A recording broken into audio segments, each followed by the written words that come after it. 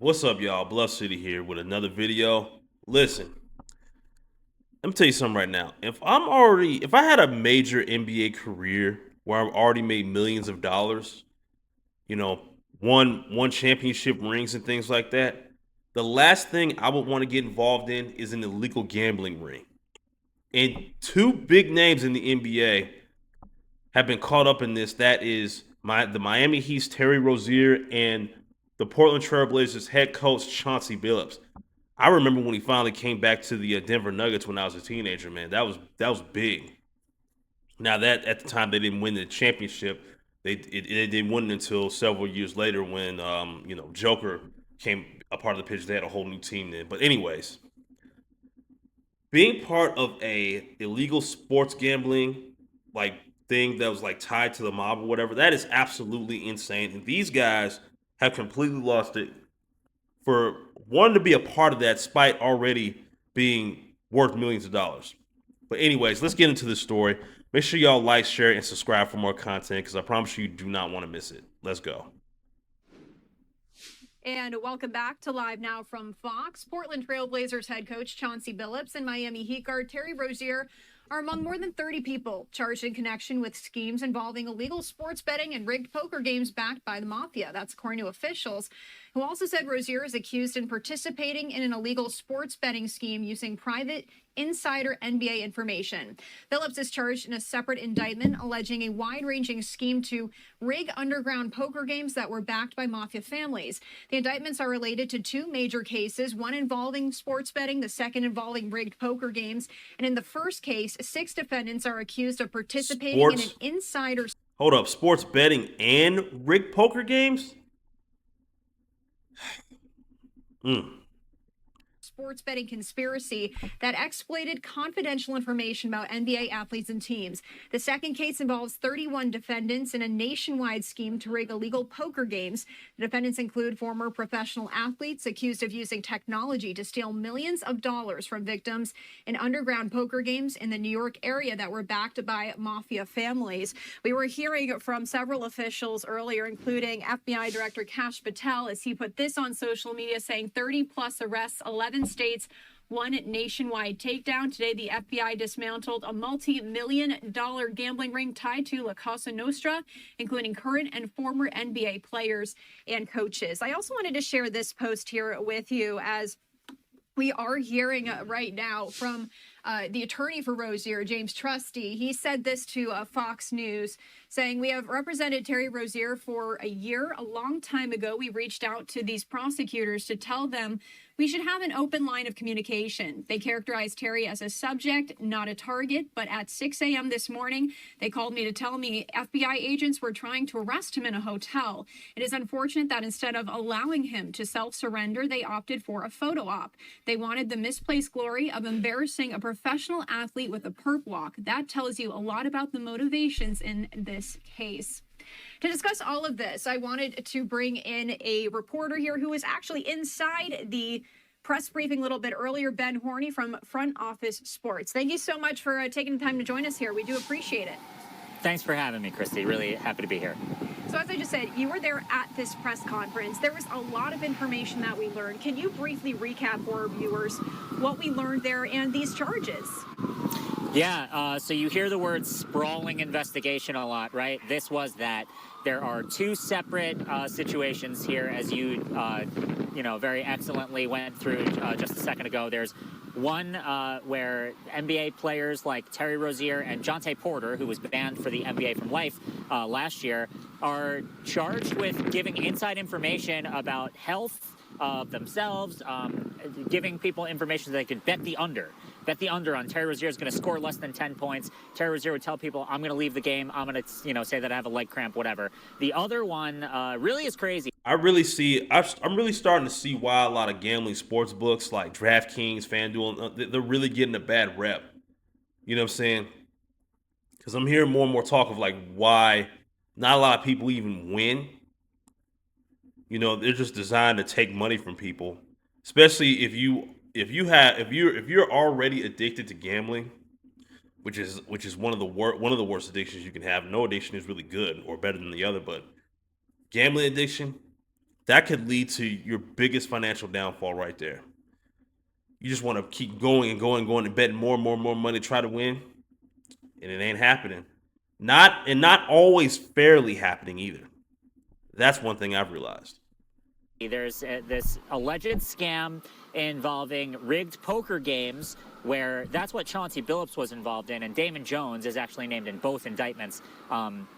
They were allegedly playing these high stakes poker games where everyone but the victims, who they called fish because they were lured in by the allure of playing alongside famous people like Chauncey Billups, were getting scammed out of money, and they were using technology.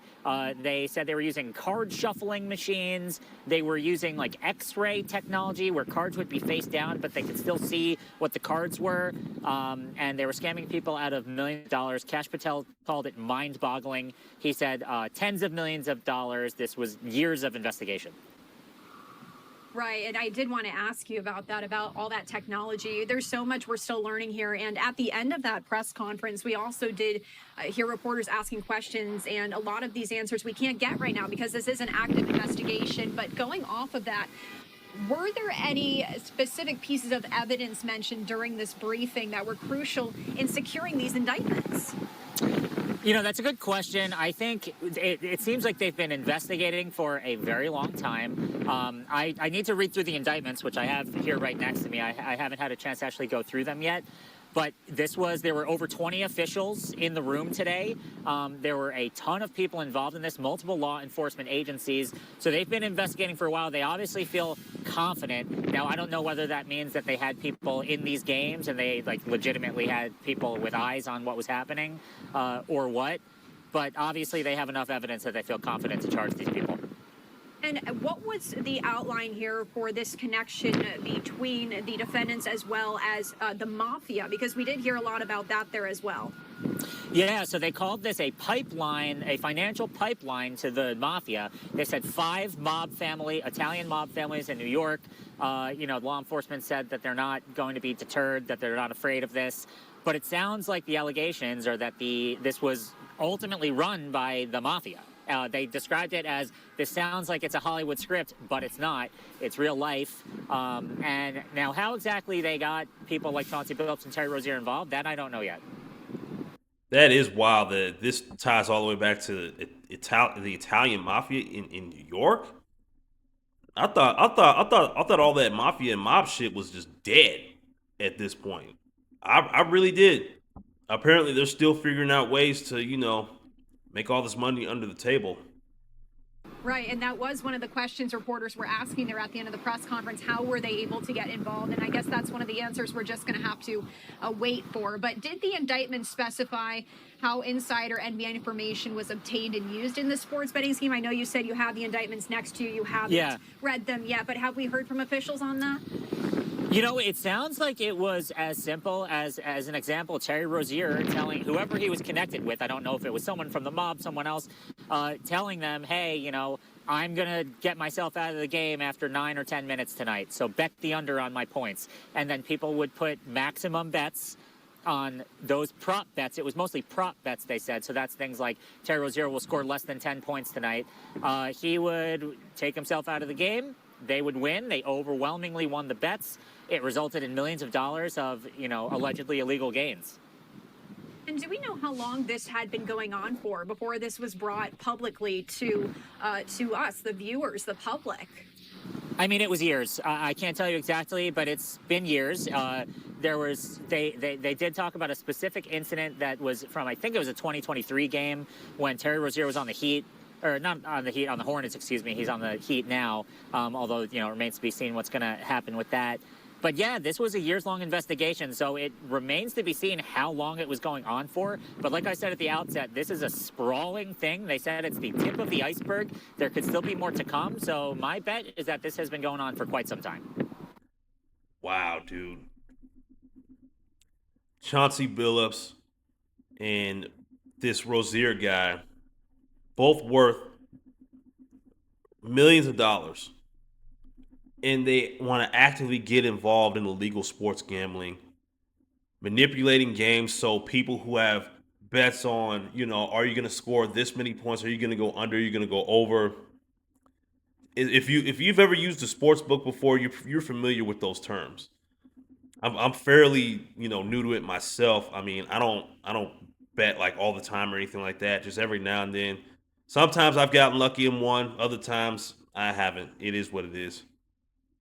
But I see why a lot of people now. I really do now see why a lot of people look down on the whole sports book and sports gambling things because you just don't know if there are people behind the scenes manipulating the system for people who just want to place bets fairly and really want to have a fair shot at winning or losing. I'm going to have an unfair shot at pretty much just losing terribly and losing so much money because people behind the scenes are betting this and they need this to go through guaranteed. It's absolutely insane, man. And they're worth all this money and they want to get involved with this. Chauncey's career done. This Rozier guy, he's done. They're both done. I don't see them ever being affiliated with the NBA anymore. Ever since they were both dumb enough to get involved with something like this. As if the NBA, I know the NBA was paying Chauncey Billups good money to coach the Trailblazers. Like, come on, man. You cannot be this big of a freaking knucklehead, man. Were they not paying you enough money in the NBA to the point where you felt like you absolutely had to get involved with this illegal underground gambling nonsense? Is this what you really thought, man? I don't know much about that Rozier guy. I mean, I don't know, but I am very familiar with Chauncey Billups. I remember him playing on the Detroit Pistons, the Denver Nuggets. He played on the Nuggets twice, early in his career, and then later towards the end of his career in the late 2000s, he played for the Denver Nuggets again. And I do remember, and I remember seeing him play one time. I think this was the only time. This is the first time I actually got to see the Lakers play, and the first time and last time I got to see Kobe play. I remember it was the Western Conference Finals of 2009. I'll never forget that, man. That was a fun game. Even though the Nuggets lost, that was a fun game to be at. But it just sucks seeing Chauncey Billups stoop down to something like this. I guess he really thought he wasn't going to get caught, but look at you now, man. I don't feel bad for him at all. It's his career as far as being a coach, being affiliated with the NBA whatsoever. I think he's done. He's absolutely done. I don't think he can bounce back from this at all. And I sure hope he has some money stacked up because he's going to need some real good legal representation if he's going to plan on fighting any of this. But anyways, let me know what y'all think about this. Thank you so much for watching. If you made it all the way to the end, I really do appreciate it. Don't forget to hit the link in my description for my link tree so you can follow me on the social media platforms as well as support me directly via Cash App or PayPal. If you choose to do so, I really do appreciate it. Thank you so much. And I will shout you out in my next video. I promise you that. This is just my way of saying thank you for doing so. I've done it before. If you watched my previous video, I did shout somebody out that sent me a $10 Cash App. Thank you again. I really do appreciate it. And with that being said, please don't be a dummy out here. Take care of yourself out here. Check on your loved ones and have a good one. Peace.